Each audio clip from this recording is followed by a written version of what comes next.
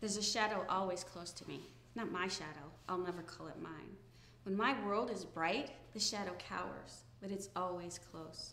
When that light fades to dark, it begins to grow, stretching, becoming this ever-reaching, indescribable entity. Fuck the shadow. I don't despise it for what it is, but for how it mocks me. It clings to me like a parasite, haunting me. I can never be free.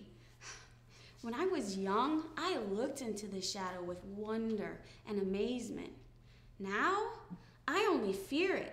Every day I'm fighting its attempted possession of me, watching the lines on my face grow deeper. My war with the shadow has made me old and ugly. It etches itself into my pores. It calls me to rest, to return to those childhood memories where I would stare deep in myself, reflecting it, bringing me to that edge, that precipice of its realm that has no bottom.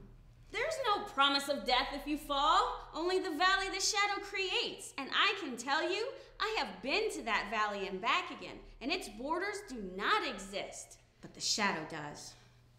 My mother died when I was young, and as a little girl who barely understood math, the notion of death suddenly became this fascination. The adults in my life tried to explain it to me. A counselor said it was like a long sleep from which she'd never wake.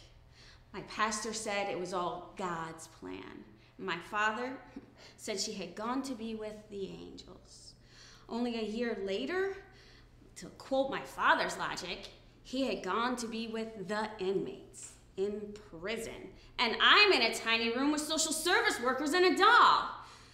It was about that time I got sent to live with my aunt, who was this hideous, chain-smoking woman who was taking disgusting men into her bedroom. For hours, I would sit outside that room listening to the rhythmic sounds coming from inside and the disgusting words my mother taught me never to say being uttered in novel and perplexing ways. This is the first time I really felt the shadow. In middle school, there was this loudmouth, obnoxious boy whose hovering mother found out about my past. He threatened me every day with that knowledge, taunting me that he would tell everyone in our class. I told him that if he told, I would cause him great pain. He told them all.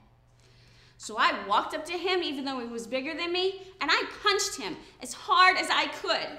He gathered his friends, and they threw me in a trash can, calling me trash the entire time like my aunt and my father. The next day, when I came to school, I brought a metal pipe I found, and I hit him with it, breaking his nose. He was standing there, bleeding and crying like a little bitch when the police drove away with me, smiling. At that point, I had to go to a special school that had metal detectors at every entrance and spend my time with this wiry, nervous man who wanted me to talk about my feelings and my emotions, my time with my aunt, my past. They gave me a bottle of pills like I'd seen my mother take from the medicine cabinet years before. They told me I needed to learn to be normal, to make peace with my past.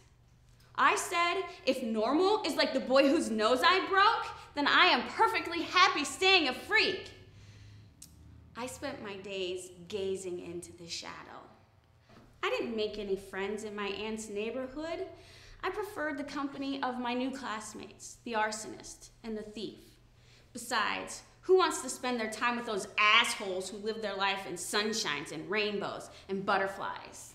It was the thief who taught us to smoke. First, the cigarettes I stole from my aunt, and then the stuff he brought that looked like oregano but smelled like skunk.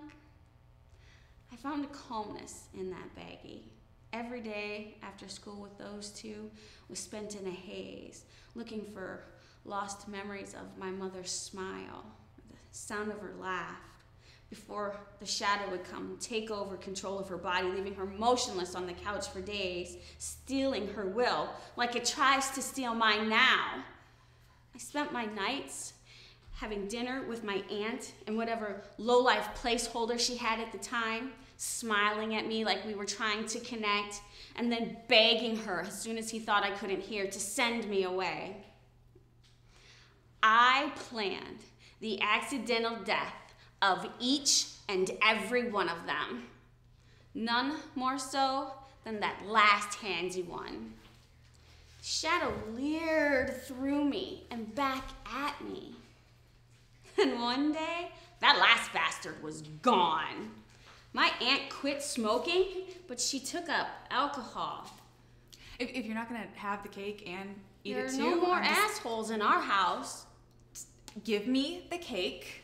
But I haven't finished. Look, clearly you're going through something right now. I'm trying to be empathetic, but today was supposed to be about my daughter.